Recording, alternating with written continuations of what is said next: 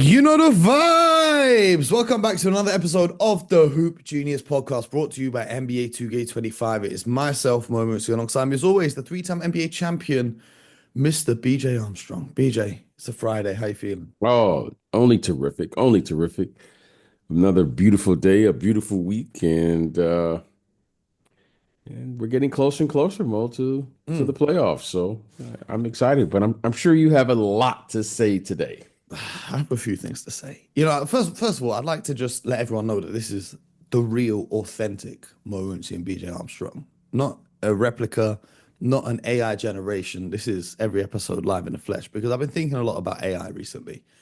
And the first thing I think about is it disgusts me that AI is now known as artificial intelligence and not Allen Iverson, first and foremost. Because my whole life, when I talk about AI, there's only one person we're talking about, but now everyone's talking about computers and stuff. But I saw an interesting interview yesterday where Daryl Morey, the general manager of the Philadelphia 76ers, was talking about how he uses artificial intelligence to make decisions when it comes to running his teams. I'm just going to give you some facts. The Philadelphia 76ers are 12th in the Eastern Conference with 22 wins and 43 losses. They're 2-8 over their last 10 games. They just gave an extension to a player who's only played 19 games this season. They also signed a max contract to a player in free agency whose former team didn't want to re-sign him, who's now gone on to have possibly the worst season of his career since 2012. So, Mr. Daryl Morey, if you are allowing artificial intelligence to make your decisions for you, I suggest you look for some intelligence in the decision making process because this is getting ridiculous. If you're telling me that either you make bad decisions as a general manager or you're just now blaming it on the computers, I think it's pretty ridiculous. Now, obviously, I know he's not just typing in to ChatGPT, should I sign this player? But come on, man. At some point, we need to have basketball people making basketball decisions, not guys with computers using algorithms to make decisions on basketball teams because clearly it's not working. And I just found that pretty interesting because then I saw a report that the Philadelphia 76ers are going to try and trade Paul George this summer. I don't know how often you see this, BJ, where teams sign a max free agent and within less than one season they're trying to put him on a trade block. Have you seen this many times before? I'm sure it's happened. I can't think of anyone right It's off the very top, but I'm rare. sure. It's Yeah. very rare, right? It's very rare that a front office will admit to making a mistake of this magnitude and then feel comfortable in their job security enough to openly have a report talking about they're gonna trade him. Paul George averaging 16 points, 5 rebounds and 4 assists while shooting 43% from the field and 36% from behind the arc and 81% from the free throw line. And the Sixers have had an absolutely horrible season. The Sixers fans were expecting a run at a championship. They thought Paul George coming in to replace Tobias Harris was the missing piece. But these times, Tobias Harris went to the Pistons and got them up to the 7 games above 500 in the sixth seed. Meanwhile, the Sixers are what now? 11 games below. Oh, more than 11 games. 20 games. 21 games below 500. Do you see any teams wanting to trade for Paul George this summer? I'm sure there will be teams that will not when I say want to, I don't think it's the priority of the number one option, but I think there will be takers out there for him. I'm sure there's a scenario in which his salary, his structure, and what he brings will fit into I guess, their philosophy of what they're doing. So, yeah, I can see that happening. I don't know if a player making 52 million next season, 54 million the season after, and 57 million the season after that, who he will be age 37. I don't know if many teams will be looking for that, especially as you say, if he's not a first option. That's first option money to be given to a guy who's uploaded more podcast clips than field goals made this season. I don't know if there's going to be a lot of teams who are going to be in the market for that, BJ. Yeah, there'll be for sure, Really? Have you got any examples? for sure. They'll be a team. Look at the models in which we're operating under currently now in sports. There will be a team that will say we want to take in that contract for whatever the reason may be, there will be a team. There'll always be a team.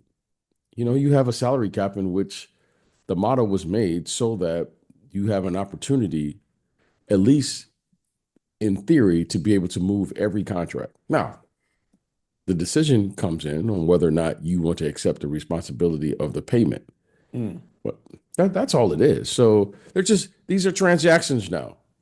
Remember, they have a salary structure in which every contract can be moved, some more difficult than others. So yes, there will be a scenario, just like we sat here and you take the latest example. They said that about Zach LaVine. Eventually it happened. And they'll be able to move things around if so desired. But difficult, I agree with that. Will there be a lot of takers? Probably not, but there will be one. I mean, contracts are moved all the time. In keeping of the theme of idiotic things that I heard yesterday, Patrick Dumont, governor of the Mavericks, did an interview where he said the objective was how do we create a roster for the future when talking about the Luka Doncic trade. Now, I don't understand how trading away a 25-year-old superstar for a 32-year-old who's known for being injured is building for the future. I mean, if he'd come out and said we want to win this season or next season, I could have maybe understood. But saying he wants to build for the future, that confused me. Excuse me, that confused me as well. I'm not sure what future he's talking about unless they believe Max Christie is going to become as good as Luka Doncic. That also confused me. But I wanted to talk about this because it's been going around on the internet for a long time. And it's a theory that some fans have that the Mavericks ownership group, who are rich from owning casinos, they're trying to be so bad on purpose that they get to relocate their franchise to Las Vegas. Now, I understand why that's a fun theory to talk about, but I just wanted to let our listeners know because people ask me about this all the time. Someone even tweeted me yesterday asking if I believe it. I just wanted to speak about that briefly because, in my understanding of things, the Dallas Mavericks are the fourth biggest TV market in the NBA. The league definitely has plans for expansion, including a franchise in Las Vegas. But the term expansion of the NBA does not pertain to relocation of existing franchises, let alone a franchise in such a big television market. No matter how bad they get, I don't believe that they can even pull that off. Because in order for a team to relocate, would they not need a majority vote from NBA governors to relocate a franchise? Okay, what's the question? But why do people think that this would happen? Why do people think that the other 29 owners are going to agree to moving a team out of the fourth biggest TV market in the NBA to go to to go to Las Vegas because the owners are having a strop because the Dallas government won't let them create casinos there? And did they think that the Dallas Mavericks are intentionally becoming bad to try and leverage the state government of Dallas to let them move the team, which they wouldn't be able to move anyway? I don't know if you've seen this theory going around. I try to guard where I gather my information from. And my first source is not the internet. So I don't know. These are rabbit holes that you love to go. This is what the fans have been talking about. I try to go from a source that is based on facts. And the people that I speak with, I'm not going with a theory. Okay. I happen to have an opportunity to speak with the people in the know. So those theories and, it doesn't faze me. I'm not like, okay, good for them. I'm just sitting on the sideline watching that. However, I've made it my, I don't know, it's part of my who I am. I go right to the source if I want to know something. And rumors aren't part of my it's not part of my I don't even think it's a root. I just think it's a ridiculous theory. yeah, Like, okay. Well, if that's what the first of all, theory the is. owners of the Mavericks have sold their Vegas casinos. The most of their casinos are operating in the Far East now, and there's no way that you're going to buy an NBA team, tank it just so that you can move it to Las Vegas. That's just not ever going to happen. And I just get annoyed when people have stupid theories that, you know. have no basis in logic or reality. The NBA is trying to expand, aka add more teams, not relocate current teams, let alone teams in big markets. So, Yeah, just for any of the fans who believe in these theories, I thought we would have to give them some real insight into. do I think the league at some point will consider?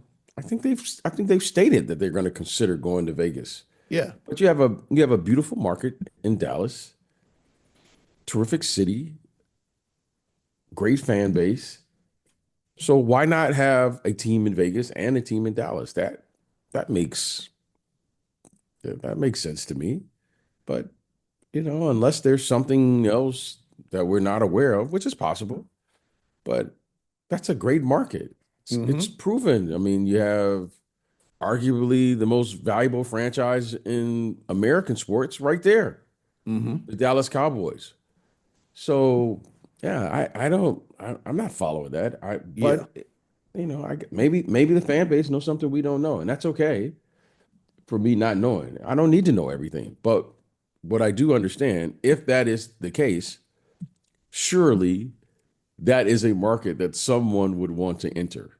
Yeah. So if they did move, I would be first in line to get a new franchise there.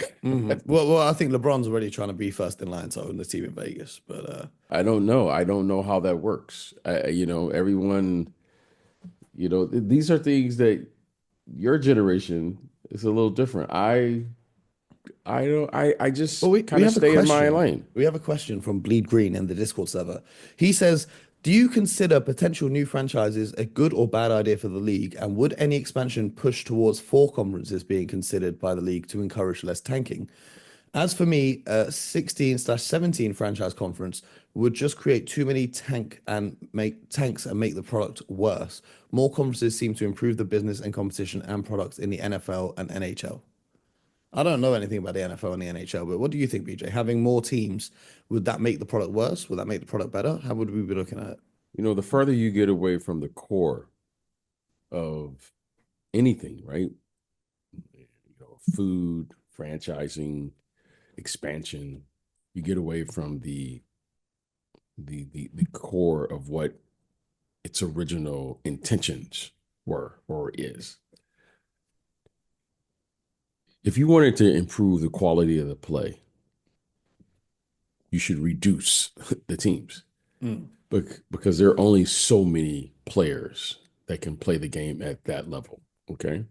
So if you just took the teams right now and reduced them from, let's say, 30 teams to 18 teams, the caliber of the play would increase immediately because the talent wouldn't be as diluted as it currently is. There's only so many great players in any given era, in any given time. So if you just wanted to improve the game, reduce the teams. Yeah. Okay, that's just simple math. Hmm. However, if you want to increase the economics and the fan base and the popularity of the game, increase the teams, which translates to money. So when you hear me say things, the basketball business and the business of basketball, what you try to do is you try to find that happy median because they're not, when I say they, the ownership group, the NBA, the players, the business of this is to have a quality product and then to have a somewhere in there where it makes business sense for all involved, all the parties involved. That's why you're seeing expansion. That's the growth of the game. Look at the game now, Mo. A quarter of the players are international players because of this mindset. No one can argue about that.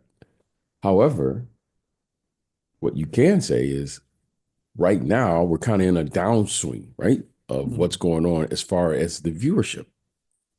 How do we know this? Because we have the numbers. We have the numbers. Now we can evaluate that. So how do we increase the game? Well, the game gets better once the playoffs begin. Why? Because we're only highlighting half of the league at that particular moment. It's just simple math. This isn't anything new. This isn't anything that, we got to reinvent the wheel. That's how the game works. So if we want to have a better quality of play, let's just reduce the game, which will increase competition, which will increase the play of the game and place the competitive tension back into the league. Yeah, I think the argument some people have is like they say there's so much talent in the league now that you see it, for example, with Quentin Grimes being traded to Philly. And now he's able to put up all these numbers in a situation where he gets more of the ball, so on and so forth. So the theory is that you would create more stars by giving some guys a bigger opportunity on a new team where they can go and be the star. Well, Mo, we started this out by saying the Philadelphia 76ers. Stars win. I can't allow myself to say numbers translate to being a star. Yeah, that's why I said the theory. If you are a star, you have to win. You can't be a star and you don't have any responsibility or accountability for anything other than you got your numbers. That's not how this works. So and I say we, because we all are here, we highlight and make players into stars by saying they put up the numbers. Well, I put up the numbers, so I should get paid like a star. That player gets paid, and then we criticize them when all of a sudden we want them to win because they put up the numbers. That's our fault. And I say our fault because you know what? I'm an adult. So I'm going to be responsible. I want to pay for something and then meet the expectations. You average 20 points, you can't finish over 500. So, okay, well, he needs help. All right.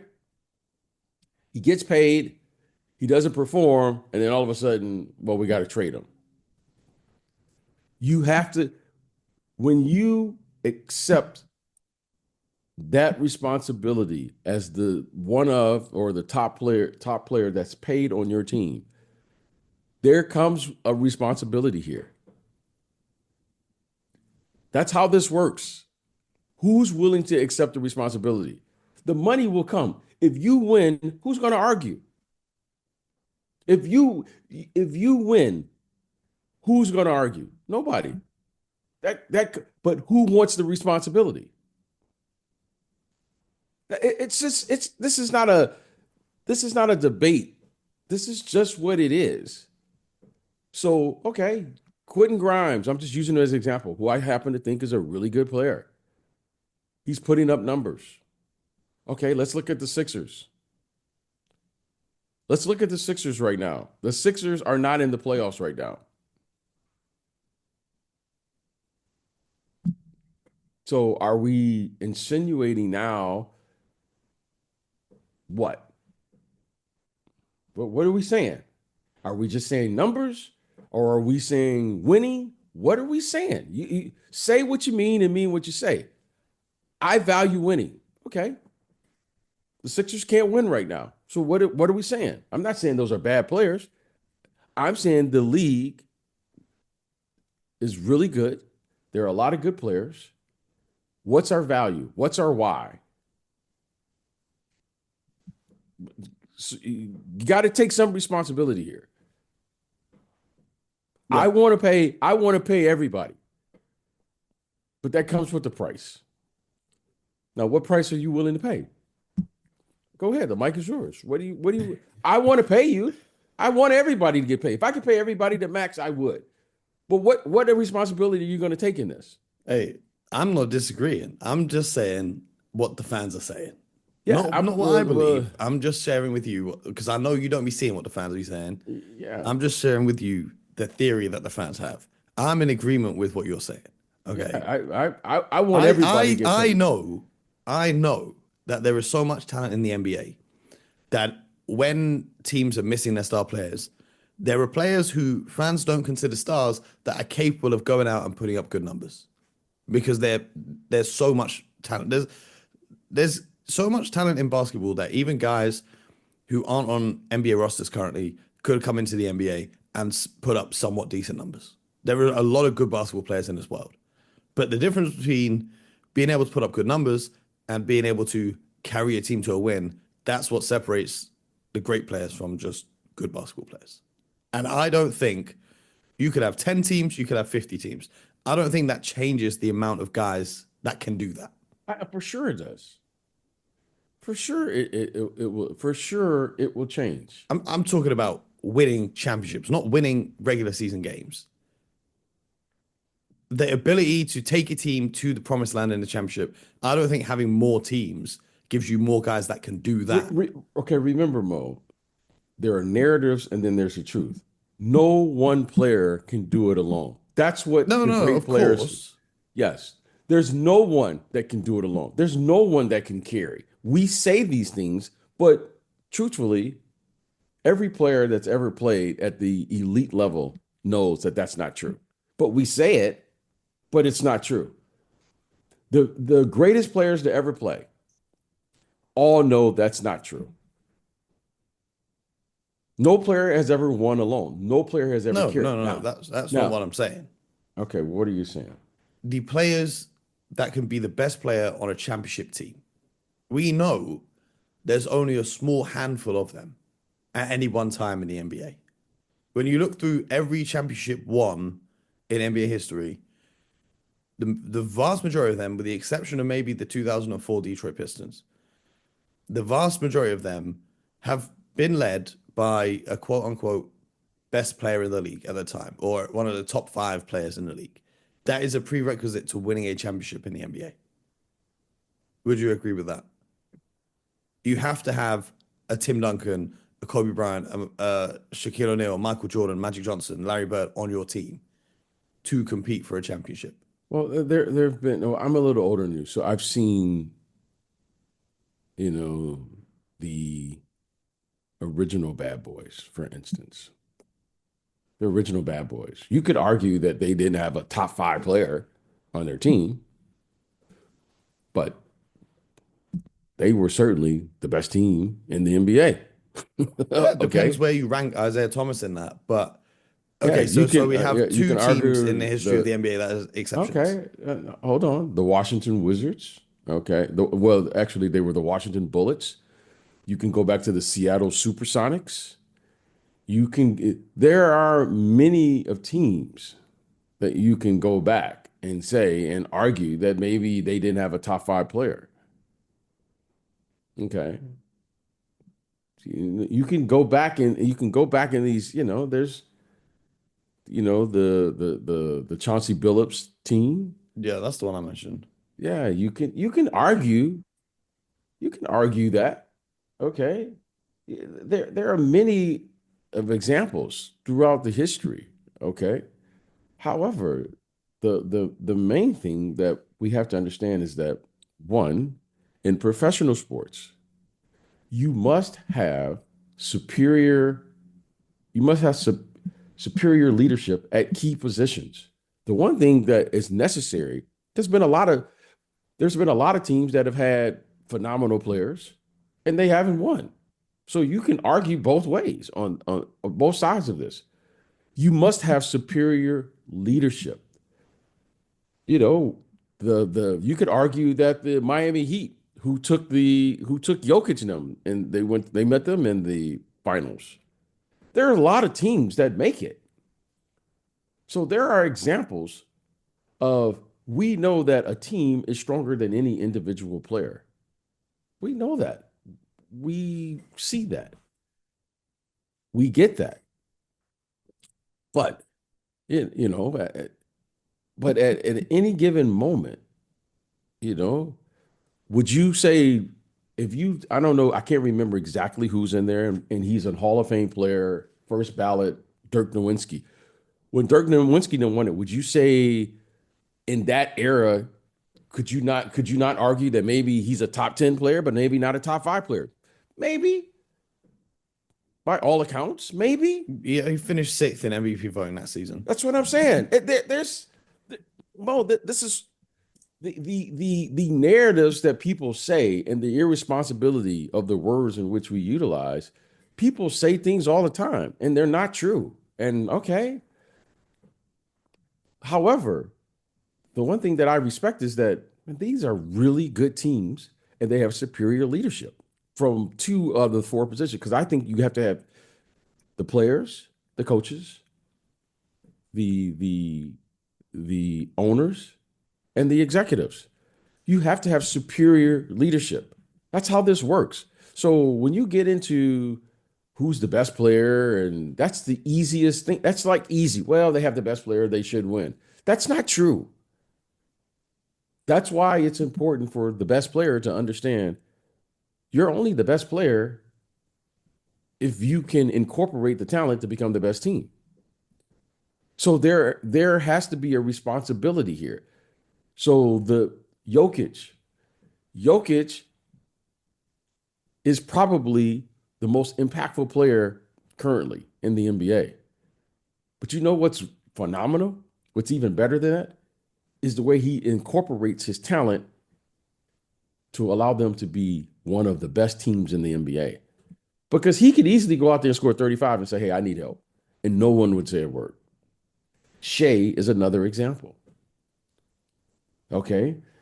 You could argue right now that the Cleveland Cavaliers don't have a top 5 player right now. You could argue that. Mm-hmm.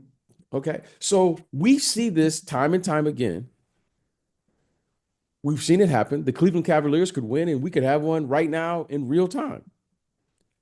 So when you value a team sport, participate in the team. The easiest thing to do is say, well, this guy's a star. This guy is a, okay, if that's your narrative. If that is your limited knowledge of the game and that's how you see it, so be it. I'm not here to argue. But when you come here and someone asks me, I have a responsibility to tell you what it really is, whether you agree with it or not. This is what it is. We are participating in a team sport. All right. Mm-hmm. And if you're participating in a team sport, and if you're going to win, I don't care if you have the best player. It doesn't matter. What matters is who has the best team. So the team trumps the individual, but the easiest thing to do is to tell me this why this person is the greatest and they're clutch and all those things. That's just theater. I don't have time for that because the youth, the young people who are participating in the game, what's the one thing that every coach, every parent is the unselfishness that it requires you to be a member of a team. I was at practice yesterday. Guess what we're trying to incorporate? Share the basketball. How about that? You know what's really funny? We had a comment on our YouTube channel. Someone commented saying that the NBA is boring for them now. They'd rather hear about BJ's AAU team. Yes. Our kids, we have terrific kids, terrific parents. But you know what? We're trying to incorporate share the basketball. Do all of the things to be a phenomenal teammate. And all the other things will take care of itself. It doesn't matter who scores the most points. It doesn't matter. None of that matters. Just share the basketball. Do the things that a team does. Help one another. Someone falls down, go help your teammate up. Encourage the people who are on the floor. Vice versa, when you're off the game, cheer for your team. These are the things that make us special team. All this other stuff. Now, I get what sells and I get what people want to say, and that's fun to say, and you know something more than the other. But every great player understands the value of a good teammate. Yeah. It's fundamental. Now, no one talks about it, but if you talk to all the great players, they know the meaning of a role player. The role player has been devalued. We don't talk about it. We don't share, we'll talk about, oh man, this guy comes off picks better than anyone. Da da da. Somebody's passing him the ball. Someone's screening setting for a him. pick. Said Yeah. somebody. Okay, but we don't talk about that. We only talk about the person who makes the basket. Okay. But privately, let me tell you, all those people who are scoring the baskets, hey man, I can't do it without such and such and such and such. But then that's not what the hero would say in today's narratives. You ask me, people say, well, everyone's more skilled, more here.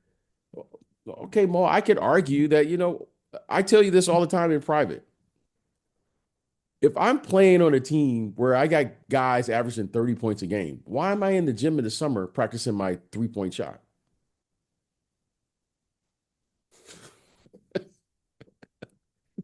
Hey, Bo, the numbers support that I was a pretty good shooter. But I never went to the gym in the summer and to say, hey, let me get up 5,000 shots in the summer.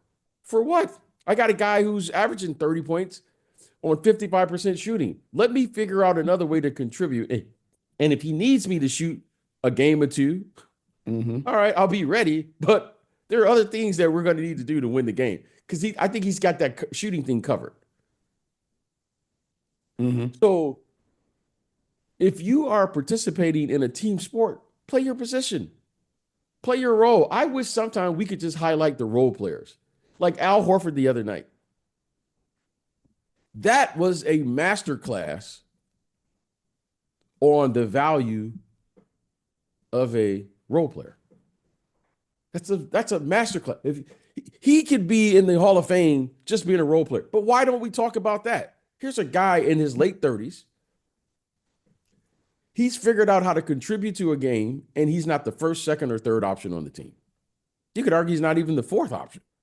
You could argue he's not even the fifth option. But he continues to be a key contributor to their success. Now, that to me is genius level stuff. Would you like an update on my experiment? Remember I told you at the start of the week I'm doing an experiment. So this week I made a video about Isaiah Stewart and breaking down his defense and just how great of a defender he is. Okay. I also made a video about LeBron James and Stephen A. Smith having an argument. Guess which one got double the views of the other one?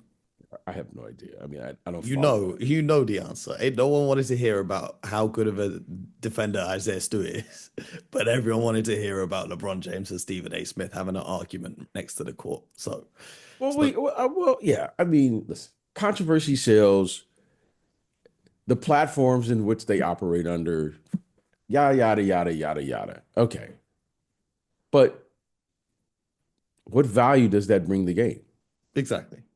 There's an entertainment part of this business. What value does that bring and contribute to the quality of the game and the experience you're having as an NBA fan? Nothing. So, okay, you have impressions or whatever. Okay, that's great. But what does that say about us when we have to talk about everything that happens off the court? Let's talk about what's going on the court. Well, it's not much going on there. But did you see this? That's what you're like. When you turned on a superstar, okay, when you talk about a superstar, they heighten the experience of the game. Remember, if you are a true superstar, you have to be able to hold the spotlight on you and function and operate. Not everyone can stand under that spotlight mode and hold the attention of the audience. Our audience now says, okay, I looked at this. This is what the audience has done. I'm looking, I go, well, I don't see anything over there. I'm going to go watch something else. That's what they're saying. Let's tell it what it is. The audience looks at the game. They turn on the television.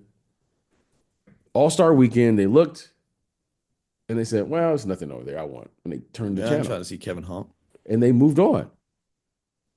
If we have all these stars like we said we do, and you have options in the entertainment industry, the world, I live out here in Hollywood. There are a lot of choices that can be made for the entertainment dollar. And the brightest of the brightest stars will hold the attention of the audience. Okay. Okay. So let's call it like it is. Right now, we're not holding the attention of the audience. Well, such and such is getting his stats. They're the most skilled. Okay, that's fine. The numbers are in. Here it is.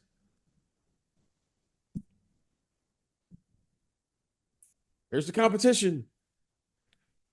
There are the numbers. There used to be a time where game was on and hey, it was The world must would see watch. TV. Yeah. That was must see. Hmm. Now, change. But everyone keeps giving me these false narratives. The narratives, I'm just getting to the facts. We want to see competition. That's what it is. So, all right, such and such is the most skilled, such and such is the most this, such and such is such, whatever these. I'm not participating in that, and I don't need to knock someone else down. No, we want to improve the quality of the play of the game so that the league is in a position to where it says we have a great product and we can compete with anyone. Absolutely. Well, hopefully that happens when the playoffs arrive in just a month's time. We'll be back on Tuesday, but don't worry, there will be an episode on Monday. I sat down with the directors of the documentary Celtic City, which is live on HBO Max for you guys over in the States. For you guys in the UK who have all been asking me about where you can watch this, I have been pleading with the executives at HBO to get a UK release so that you guys can see this. And it's actually pretty interesting. During the interview, we got confirmation that there may just be a UK rollout. So have a listen to that on Monday. We talk about, even if you're not a Celtics fan, it's a pretty interesting conversation to have. You can check that out on Monday. And then BJI and Scott will be back on Tuesday to keep this show rolling. So subscribe to the Hoop Genius podcast on YouTube, Spotify, Apple, wherever you get your podcast from. BJ, you guys got a game this weekend? No, we do not. Oh, We finished the regular season last week, and we were one of the teams that received a bye this week. The playoffs start this week, and we'll be ooh, following the next week. So okay. our kids, they've been great in the regular season. The parents have been terrific, and now our young people are off, Mo, and I'm a little concerned. I feel as the coach They're on the not NBA team, players. They ain't going to be in the club. but you know what, Mo? They ain't going to be in Cabo this weekend. Don't It's worry. it's like you have time off and you don't play. So I'm like, Maybe you should have a it's scrimmage. Maybe you should set up a little scrimmage or something. yeah, it's not that easy, because you got family time, you'll learn about that later. Nah, You I'm just good. yeah, exactly. So that's hard to do, to just stop family time. It's not like the kids can drive themselves to, back and Yeah, forth to yeah, yeah. practice. Well, anyway, I So hope you have a great weekend. I hope you yeah. have a great Oh, weekend. yeah. It's going to be great. So I'm going to go and scout some games to see who wins the game. So we'll find out, who we play next week. Okay. So Well, it'll be we're good. all rooting for you. We're all rooting for you. Oh, Matt, we So appreciate it. just We just need know. we need that. We need that. We don't want to, we want to stay humble over here. So, but good. Well, thanks, Mo, this week. It's been great. Yes, sir. Yes, sir. We'll be And back next don't week. forget, March Madness is right around the corner Oh, here. I actually completely forgot about that. I Yes. completely. Did what? Cooper Flag got injured yesterday, huh? I've Yes, seen he him going did. off in a wheelchair. That's a shame. Yeah. Hopefully he's back Yeah. soon. Absolutely. But yeah, we'll be locked in with March Madness, and let's see how it all unfolds. I hope everyone listening to this has a great weekend as well. And until next time, get buckets.